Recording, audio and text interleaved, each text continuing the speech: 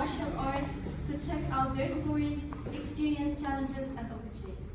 Maysam, the floor is yours. Hi everyone, and welcome to our Performing Arts and Testimonials panel discussion. My name is Maysam Bassaj, and I'm the project director of JCI Zahle. Today I'm honored to be presenting this panel discussion with you and with our guests. First I have Ms. Lydia Salameh. She's a Lebanese National team athlete since 2013, and she's nominated for the World Wushu Championship in 2019. In addition to that, she's also a physical education teacher in IC Beirut, and also she's a private strength and conditioning instructor. Next I have Mr. Hagop Fesdekjian. He's a martial artist with 25 years of experience in humanitarian work and international competitions. He's also a shoemaker as well. So first of all, I'd like to start with you, Mr. Hagop. I'm really happy to have you and Ms. Lydia today with us. Can you tell us more about yourself and how you brought together all these professions and passions together? And why did you choose this specific type of sports and not any other one? First, thank you all for being here. I know you have a very long day, so first thank you for giving us your time to listen to us. It's our pleasure. Thank you. My name is Hagop Haroutioun Fesdekjian, and I've started my martial art journey when I was only 6. And it's been like for 25 years now, even if you don't recognize my face. But she's from the new champions, I'm from the veteran old team. So I started my journey when I was 6. What was the question? Why I chose? It was not my choice actually, it was my late father's choice. I wanted to be in the Boy Scout, be with my friends, and that was.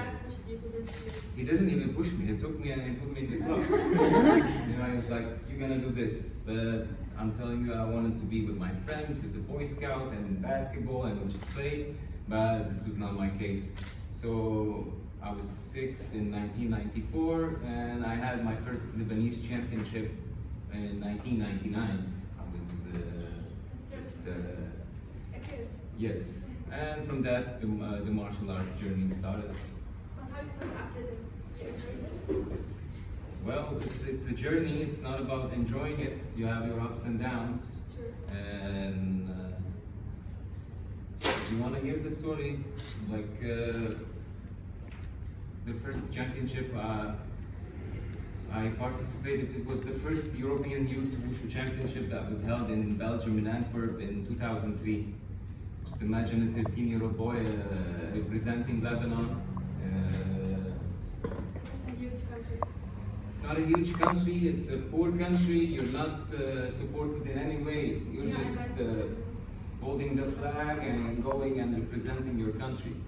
You know, that's a lot of responsibility on a kid's shoulders. Sure. Anyway, we were just 4 teammates. It was really sad to say this, but we didn't have even costumes of a national team in 2003, but we did our best. You know, I was 5th in one of the performing arts called Shanghai, and it was really a major thing for me to be 5th. It's such an honor. The honor and all this, it was not, I was just happy to be in a new country, and I'm just telling you, I'm just 13-year-old competing with much, yes. So it started like this, and it goes 2005. I want to give her some time to, or else we're still in 2003. You're also an athlete in the same field. Can you tell us more about yourself and about the championships you participated in? Yes. And also the same question, why Wushu, not any other sport? First of all, hello everyone. Thank you for being here. And it is a pleasure for us to share our passion, our experience, our challenges with you. We hope we will not bore you in just 15 or 20 minutes. Thank you, Maysam. I'm Lydia Salameh, 22 years old. I'm a third world champion in Kungfu Sanda. I'm second in Europe, and I'm 7 times Lebanese champion. So I'm an athlete in the national team here in Lebanon. What also? I am an entrepreneur for a small gym, my own gym, where I give my a classes for personal training, for strength and conditioning. I train kids and adults, martial arts and something like this. But also, I am a teacher at International College, IC Beirut. It's my first year here at this college. Previously, I was the teacher at College Hagop Haroutioun. And that's it. I started my journey in fighting career at 10 years old. And sorry for my English. I'm a French educated. I'm a French educated, so I hope you can get my idea. I chose Kungfu because at this time I have two choices in after school activities. I have the ballet and the Kungfu, and our school only had 2 activities. 2 activities. Kung Fu and ballet. You get to choose one of them. So guess what? I didn't choose ballet. So I chose Kung Fu at this time, and I started training, participating in national competitions, and after that I got accepted in the national team under 18. And why I chose Kung Fu? I chose it first of all because it is a getaway for me from all the problems and from all the pressures. And second, it's a game where I can express myself. I'm a person to relieve the stress, exactly. And to prove also that female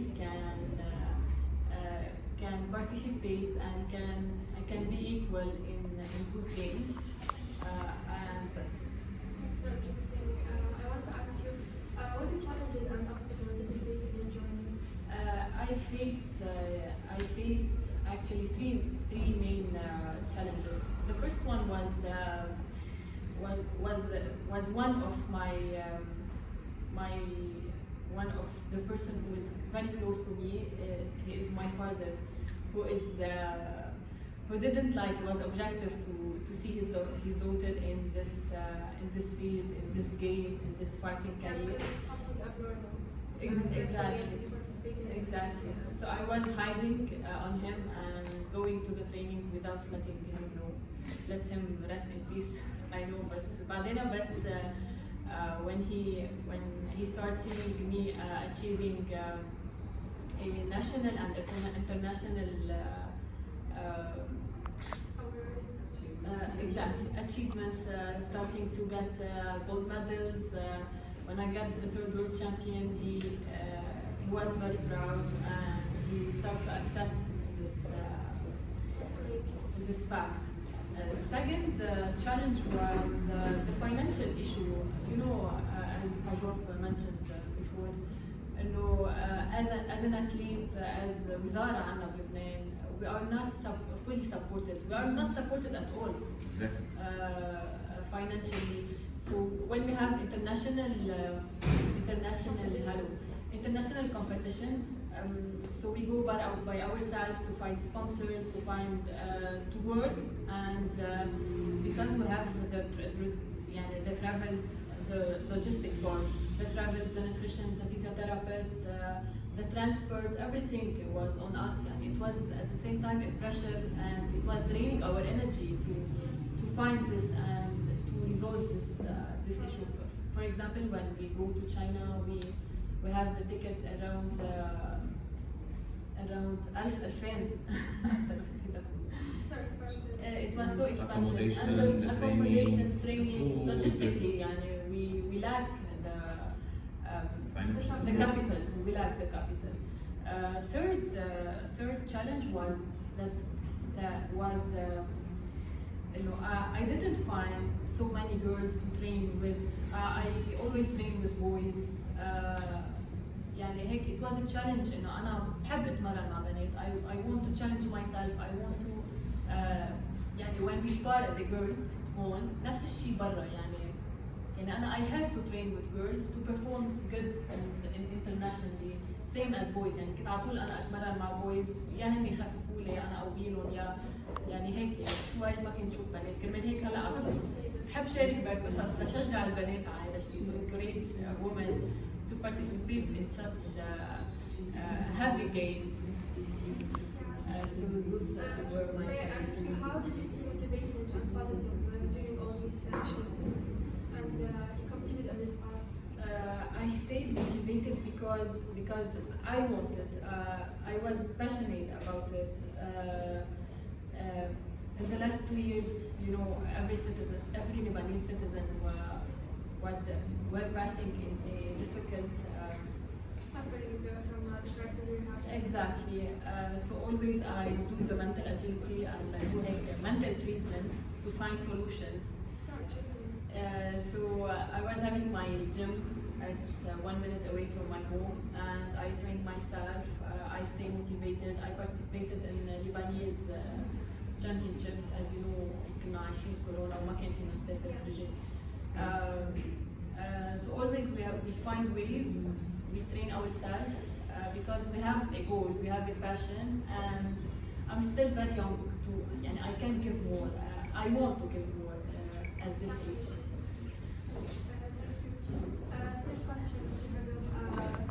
What are the challenges and opportunities that you face in your journey, and how you manage to stay positive and continuing in this? Well, Lydia already mentioned the main points. Financial problem. Well, as I was telling you,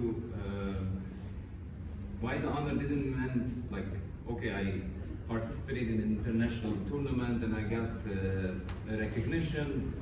And as you said, you're bringing honor to your country. I want to emphasize why I didn't consider this as an honor. In 2005, I joined into another European Youth Wushu Championship. My accomplishment was much bigger. I was able to get the 4th place and the 5th place, and we came back. I had to travel again to the Jordan, to Qatar. It was a busy championship years, and I remember, as she mentioned, all the traveling costs. The main Arabic line, the main Lebanese line, the first main Lebanese line, أنت أدفع أنا بعدين بعطيك. So this was the case for us, for all the athletes. We didn't have any financial support. Now the youngsters are able to go and find sponsors. Back in my days, we didn't have any sponsors. It was my family had to pay. Imagine my family paying so I can represent Lebanon.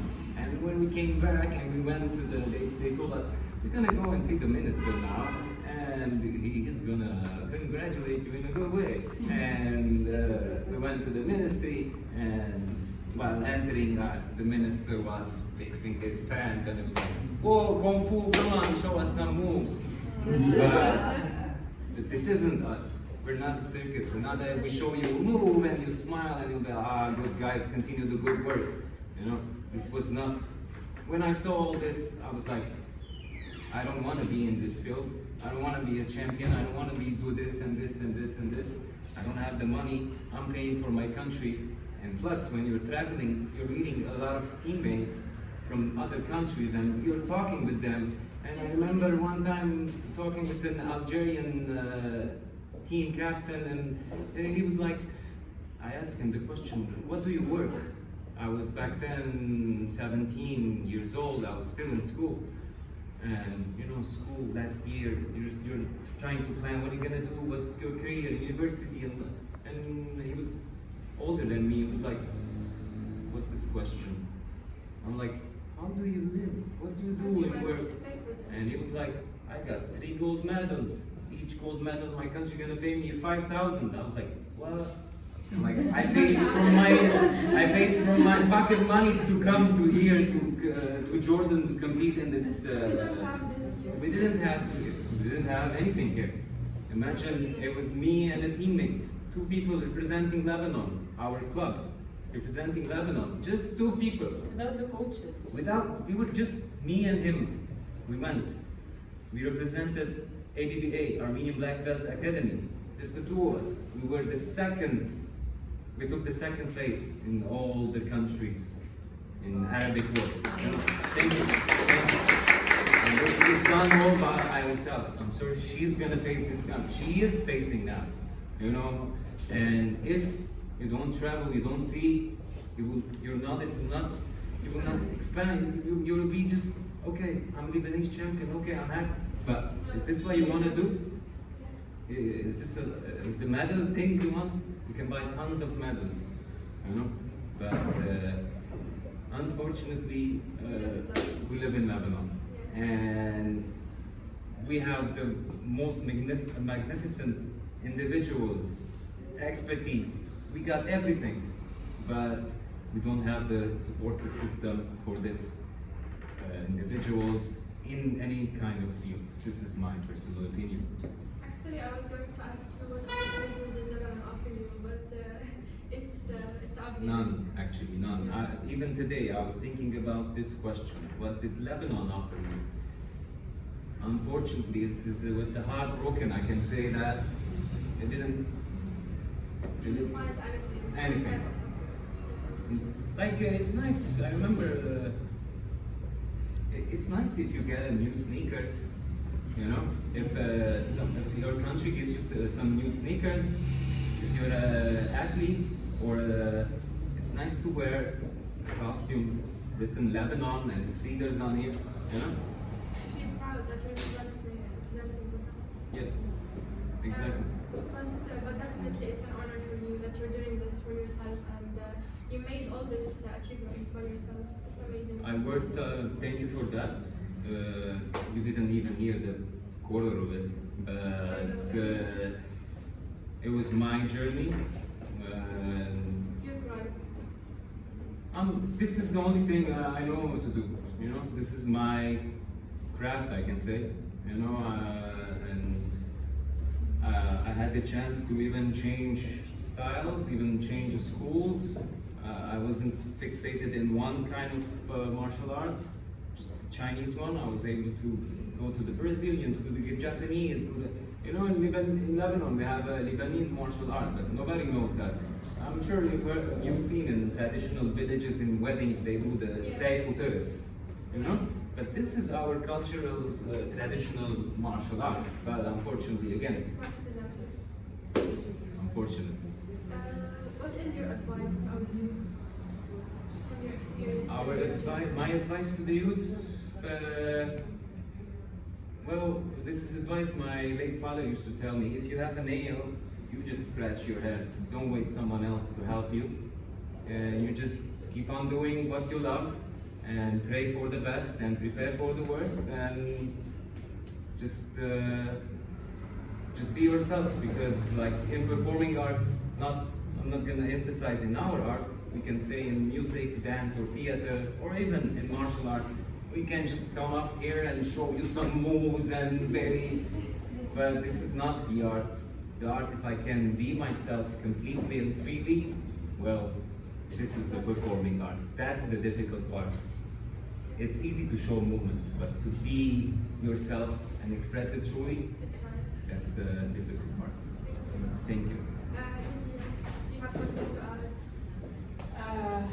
What advice? أنا شوي حزين يعني you know we all hear all the bad stories and the sad stories about Lebanon, but I am so grateful for my own federation. I know they did their best to find us the budget, the money to travel, but I'm so grateful for them because they offer us a training with the best coaches here in Lebanon. It was for free.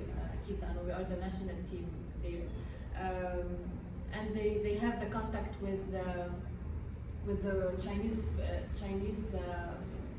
with the International Federation to go and to participate in the Mediterranean Championship and the World Championship. And they provide us with the best coaches where they are very strict and tough with us to make the best out of us. يعني they did their best. يعني on a personal level, on ما نقول مش على الدولة لحالنا نحن لحال.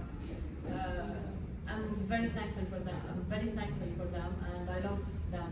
Thanks for the opportunities they did for us and the effort and the support they did for us. I have some message for our youth, as you asked Hagop, to always pursue your passion, even if you face too many challenges and obstacles in your life. If you have passion, if you have a goal, I know it's not a cliche هيك جملة عن جد. If you have a passion, fight for it. I fight all the challenges, all the capital, and I fight where as I told you, and that my father was not accepting that I am a girl and I will go fight. And I was hanging on him, and I proved them, and I proved the society that I can do that. Plus, I have a message for the female youth and Hayalla female, that we are equal in everything we can do. I fight against man and كسرت شباب ورمحت شباب وضربت شباب. Why you want to be equal when you're more than men? فينا ليه لا؟ So we are equal in everything, and we can prove us, and we are proving this to our society. كمان هيك the last message is to stay active, to stay fit, to stay healthy, وانتبهوا على صحتكم وعافيتكم. Thank you for us for having us. It was a really interesting panel discussion. Thank you for your journey. Thank you.